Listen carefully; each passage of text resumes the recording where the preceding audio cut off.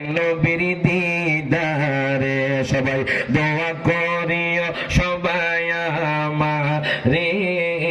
ধন্য যেন করে নবীর দিদারে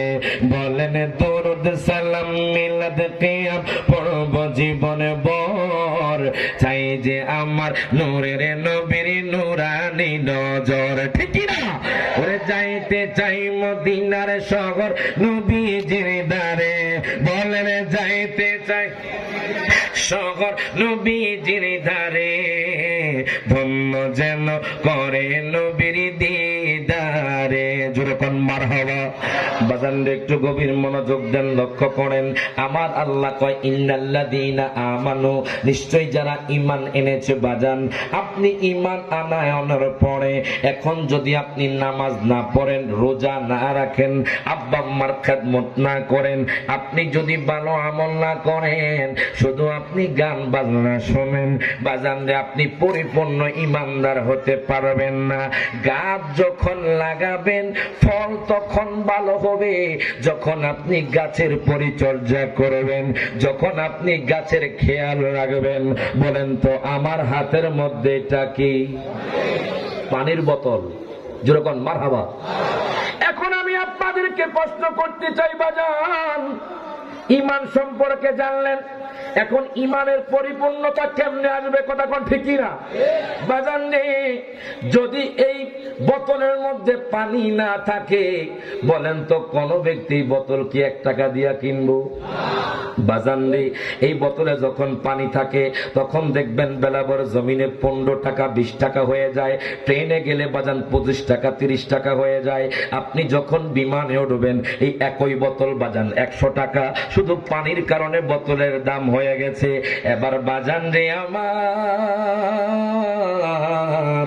এই বোতল মানি হলো বোতল আছে মানে আপনি ঈমানদার যেইভাবে আপনার ঈমান আনায়নের পরে যদি আপনি নামাজ না পড়েন আপনি যদি রোজা না রাখেন আপনি যদি সমাজে ভালো কাজ না করেন যেইভাবে বোতলের দাম থাকে না পানি ছাড়া ঠিক তেমনি ভাবে ঈমানেরও কোনো দাম থাকে না হাত তুলে কোন ঠিক না হয়েছে বাজার রে আমার আপনি ঈমান এনেছেন আপনি না এই ব্যাপারে আল্লাহর কোরআন সাক্ষ্য দিচ্ছে আল্লাহর কোরআনুল কারীমের একবার সূরা বাকারার 8 নম্বর আয়াত যেরকম মারহাবা আমার আল্লাহ কোরআনুল কারীমের সূরা বাকারার 8 নম্বর আয়াত আমার আল্লাহ ঘোষণা করে দেয় ওয়া মিনান নাসি মান ইয়াকুলু আমান্না বিল্লাহি ওয়া বিল ইয়াউমিল আখির ওয়া মা হুম বিমুমিনিন প্রত্যেকে জবানটা খুলে বলি মারহাবা আল্লাহ কয় বান্দারে ও আমার বাবারা ভাইয়েরা বন্ধুরা আমার আল্লাহ বলে